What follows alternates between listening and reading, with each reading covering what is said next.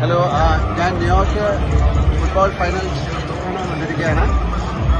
Argentina Argentina Argentina Argentina world cup Argentina. അങ്ങനെ ലോക ചാമ്പ്യന്മാരെ പഞ്ഞിക്കിട്ട് Spain കപ്പടിച്ചു. Final കളി കാണാൻ ലാലേട്ടൻ സ്റ്റേഡിയത്തിലുണ്ടായിരുന്നു. ഒപ്പം ആന്റണിയും ഉണ്ടായിരുന്നു.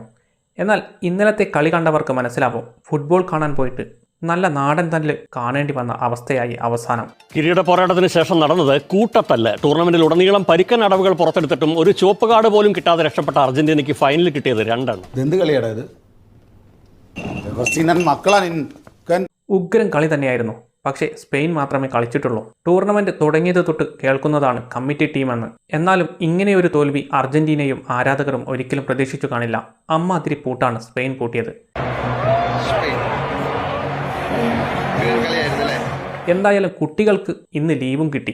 കളി കഴിഞ്ഞ് കൂട്ടത്തല്ല്, അതാണ് മനസ്സിലാവാത്തത്. പാവം മെസ്സി ഇതൊക്കെ കണ്ട് ഗ്രൗണ്ടിൽ കരഞ്ഞുകൊണ്ട് ഇരിക്കുകയായിരുന്നു.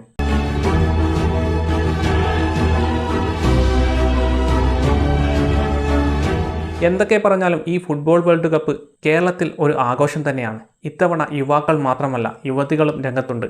ഇന്ന് അർജന്റീന തോറ്റ ഇതിങ്ങനെ അവറ്റകളുടെ കരച്ചിലേക്കാൻ തന്നെ എന്തൊരു സുഖം. കളി കാണാൻ എത്ര സമയമായാലും എല്ലാ സ്ഥലത്തും ഹൗസ്ഫുള്ളായിരുന്നു. ഇനി നിങ്ങൾ പറയോ, അർജന്റീനയുടെ ഇന്നലത്തെ കളി കണ്ട് നിങ്ങൾക്ക് എന്താണ് തോന്നിയത്? നിങ്ങളുടെ വിലയേറിയ കമൻറ്റുകൾ രേഖപ്പെടുത്തുക.